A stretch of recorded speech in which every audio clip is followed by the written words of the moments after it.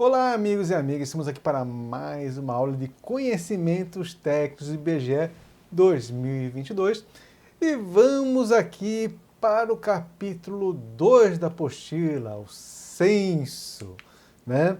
Então, entre as principais pesquisas feitas pelo IBGE, encontra-se o censo demográfico, que é a operação realizada a cada 10 anos.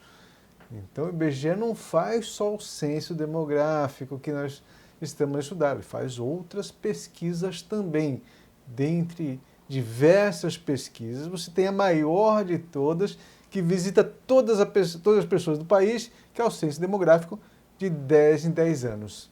Então, para visitar todas as pessoas do país, o que ele vai fazer? Provavelmente vai fazer a contagem da população, né? Então é isso mesmo, né? Para contar a população e obter informações sobre as principais características dos habitantes e de seus domicílios.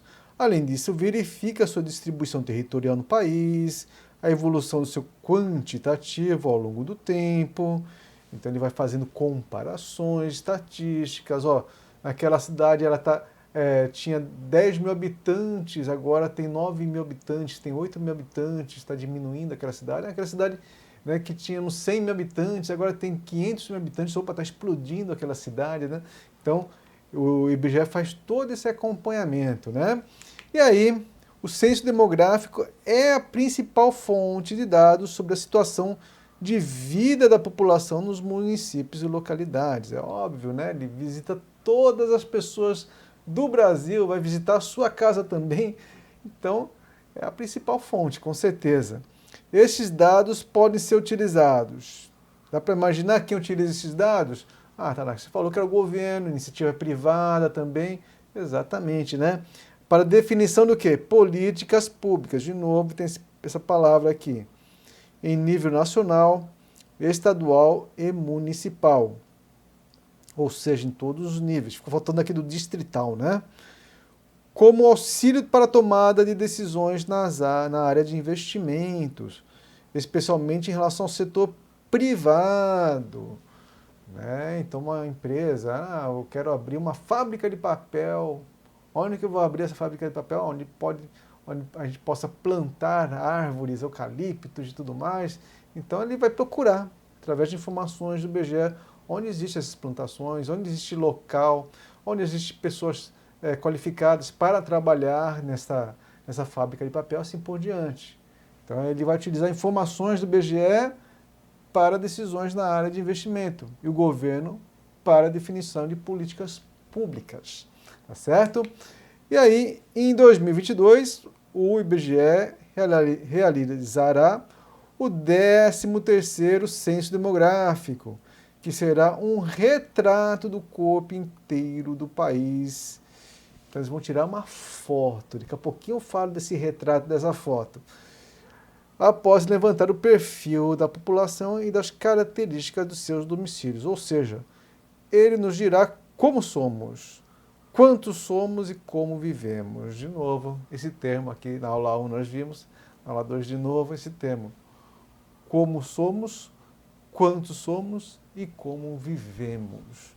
Vivemos bem, vivemos mal, qual a nossa renda, quantas pessoas existem no Brasil, né? Como nós somos, quais são as raças, amarela, negra, parda, branca, assim por diante. Tudo isso são as perguntas do censo que nós vamos encontrar.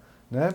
Legal. No censo 2022, o IBGE visitará cerca de 70 milhões de domicílios brasileiros. Quantos domicílios? Espalhados pelos mais de 8,5 milhões de quilômetros quadrados do nosso vasto território para conhecer a situação de vida da população. Olha aqui quantos municípios, 5 mil, em cada um dos 5.568 municípios, em seu distrito estadual de Fernando Noronha, que não é município, Fernando Noronha é um distrito estadual, e em seu distrito federal. Beleza. Um trabalho gigantesco que envolve milhares de pessoas. Tá, não é que eu tenho que decorar esses números? Olha, eu decoraria, viu? Eu decoraria. Ah, não precisa ser exatamente, de repente 5.500 já está de bom tamanho. Se conseguir decorar 5.568 5.568, melhor ainda, tá? Por ordem que 5.560 e poucos. Eles não vão fazer, 5.568, 5.569. Provavelmente não vão fazer essa pergunta, não. Né? Mas é bom você ter uma ideia genérica, tá? sobre esse quantitativo aqui. Tá bom? Muito bem. A tabela a seguir mostra a variação populacional da pirâmide etária a partir de dados coletados no censo 2010 pelo IBGE. Então nós temos essa pirâmide aqui, então não é que eu tenho que decorar esses números também? Não, esses números não tem que decorar. Ele apenas deu um exemplo de dados que são coletados, né, no censo e que são utilizados. Olha aqui uma pirâmide de faixa etária aqui, né? Antigamente tinha uma pirâmide mesmo, em forma de pirâmide, agora está se achatando, né? Essa pirâmide ela é usada nas formulações de políticas públicas. Por exemplo, já ouviu falar da reforma da Previdência? Né? A reforma da Previdência, eles utilizaram essa pirâmide. Eles falaram, olha aqui, ó, a população está envelhecendo. Olhando para a pirâmide, você chega à conclusão que a população está envelhecendo, que a tendência é ter menos jovens e mais idosos, então precisamos fazer aí o quê? Uma mudança nas regras da Previdência, né? E aí veio a emenda constitucional que mudou a Previdência, por quê? Por conta, né, das informações que são, né, provenientes das pesquisas do IBGE. Tá? Então você vê a importância que tem essas pesquisas. E aí, para chegar a um consenso sobre quais questões serão investigadas no Censo Demográfico de 2022, o IBGE promove consultas e debates amplos. Né? Então, o que acontece? As perguntas não nascem assim do nada. Cada pergunta tem um porquê de existir. Se tem aquela pergunta lá, é porque é importante o Brasil conhecer a resposta para que os nossos governantes possam implementar a melhor política pública possível. Né? Então, essas perguntas nascem de um amplo debate com a sociedade civil, com a sociedade brasileira, né? E com os órgãos técnicos governamentais, como, por exemplo, o Ministério do Trabalho, né, que é um órgão técnico governamental, o próprio IBGE, assim por diante, tá? O Ministério da Economia, tá bom? Muito bem. E a partir daí, com a conclusão do censo, o Brasil vai dispor de informações necessárias para conhecer as características das pessoas, onde residem, por exemplo, a fim de planejar políticas públicas, de novo. Né?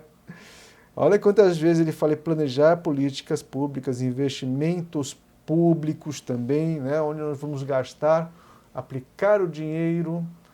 Tá? Então você vê a importância dessas informações que são coletadas no IBGE. E aí, saiba mais, conheça a sinopse do resultado do Censo 2010 no portal do IBGE disponível aqui neste link.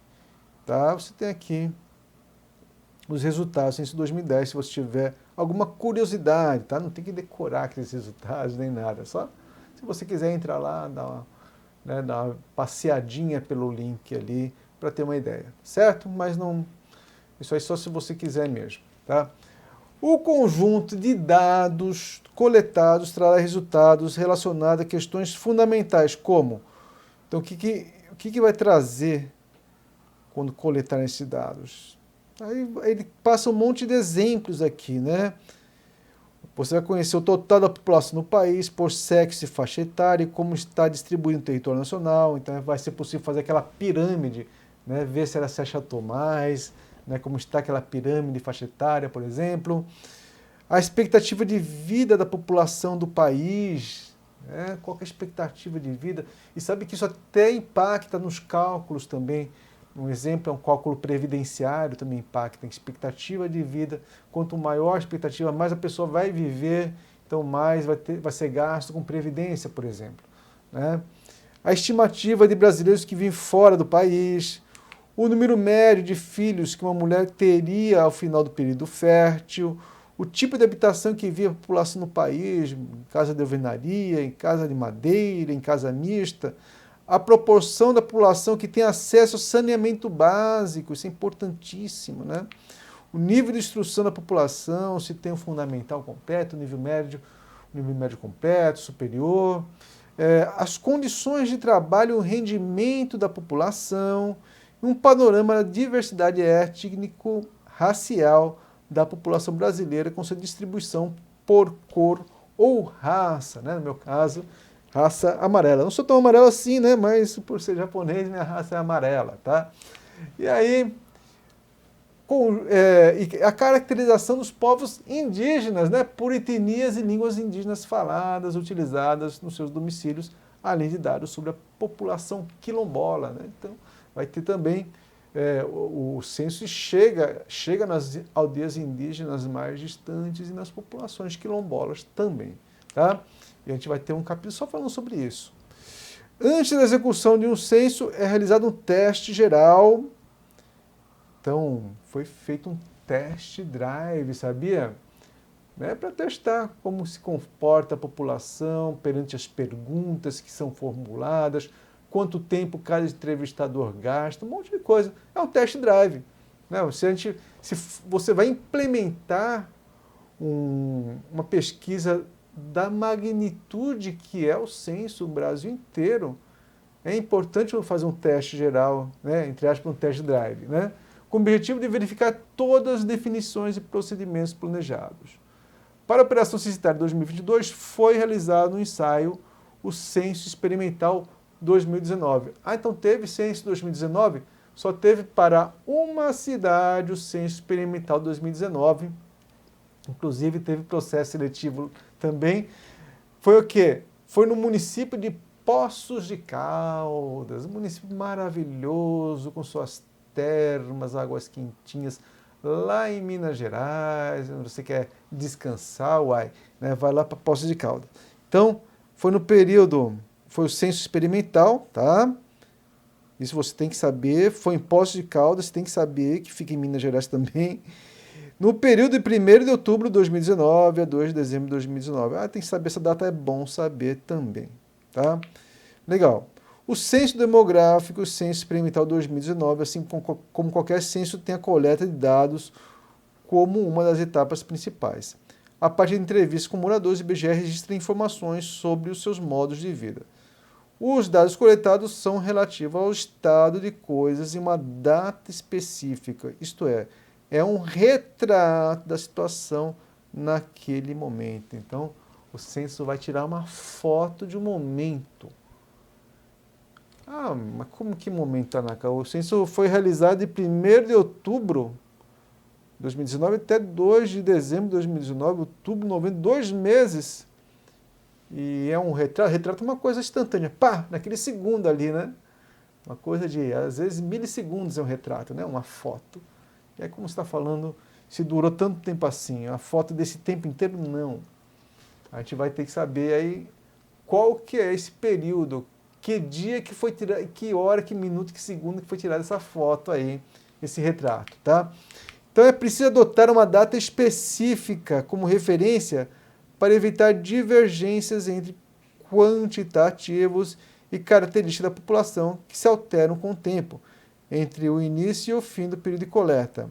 E aí, olha aqui, isso é importantíssimo, tá? O que acontece? Todas as aulas que eu já gravei em 2021 servem para você estudar para 2022, sem problema nenhum.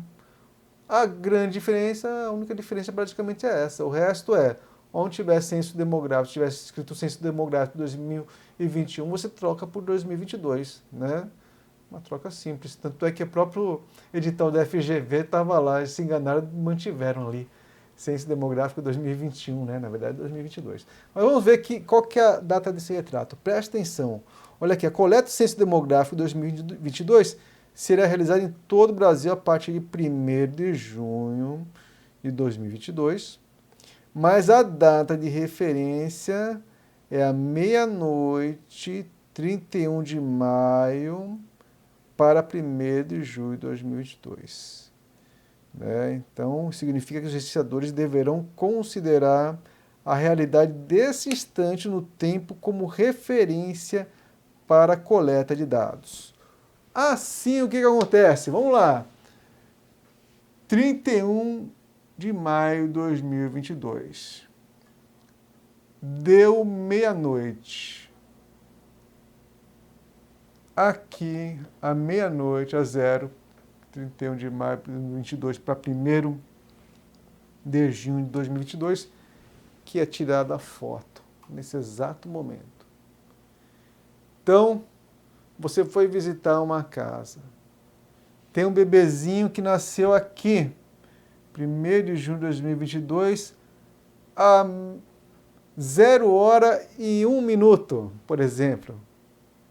0 hora e 1 minuto, por exemplo, 0 hora e 10 minutos, não sei. Nasceu depois desse tempo aqui. Ou nasceu dia 2 do 6, ou qualquer data aqui depois. Se o bebezinho nasceu depois do retrato, você não vai considerar ele para essa contagem. Ah, mas o bebezinho é tão bonitinho, meu bebê fala angu. É angu, a primeira palavra que eu falei é angu. Né? Eu acho que todo bebê fala angu, angu, angu. Né? Ah, vou considerar ele? Não pode considerar, porque ele nasceu depois do retrato. Quem mandou nascer depois do retrato? Tinha que ter nascido antes. Já os bebezinhos que nasceram à meia-noite, na hora do retrato, beleza. Meia-noite em ponto, beleza. Ou que nasceram antes aqui, né? Nasceram aqui, né? Às 23 horas e 59 minutos do dia 31 do 5, a qualquer momento aqui antes do retrato, ele vai ser considerado, porque quando bateu o retrato, né? Ele já tinha nascido, tá lá, né? Beleza. Entendeu? Da mesma forma, olha, tinha um vovô, o vovô morreu aqui, depois do retrato. Vou colocar uma cruzinha aqui, tá? O vovô morreu aqui depois do retrato, sei lá, dia 2, mesmo no dia 1 morreu aqui, ó, no dia 1 depois do retrato. Né? Você vai considerar o vovô, porque na hora do retrato ele existia, ele estava vivo. Entendeu? Então, o que importa é essa data, 31 de 5 de 2022, para dia 1º, às 0 horas, dia 1º ou meia-noite do dia 31. Tranquilo? Grave bem, essa é a única mudança referente à apostila de 2021. Tá? Muito bem, vamos ver se você consegue fazer aqui uma questão de concurso público. Tenta fazer a questão, passar os slides aqui, esse e esse aqui. Tá? Então, vai dando pause e tenta fazer. Vamos lá. Maria, recenseadora, ao chegar à residência de João, sabendo que, para que seja feita uma abordagem correta, deve explicar para o informante, de forma clara e segura, a importância do Censo Demográfico de 2022 para o país. Para tanto, ela informou que... O que ela informou? O 13º Censo Demográfico será um retrato do corpo inteiro do país, com o levantamento do perfil da população e das características dos seus domicílios. Beleza, né? Tá certo esse item, né? A partir da conclusão do censo, o Brasil vai dispor de informações necessárias para conhecer as características das pessoas, onde residem, por exemplo, a fim de planejar políticas e investimentos públicos. Beleza, o Brasil vai dispor dessas informações e o Brasil vai planejar, né? Políticas e investimentos públicos. Tranquilo, também está certo, a 2. E 3. O censo demográfico é a principal fonte de dados sobre a situação da vida da população nos municípios e localidades. E o último aconteceu em 2015. Não, o último aconteceu em 2010, 10 anos, nos anos redondos. Tá? Foi 2010, tá errado aqui. Tá? Então, o item 1 e 2 estão certos. Marca aí Eduardo. E se você gostou, dê um joinha, compartilha nossas aulas, inscreva-se no nosso canal. Quando for inscrever-se, aperta no sininho para você ser o primeiro notificado.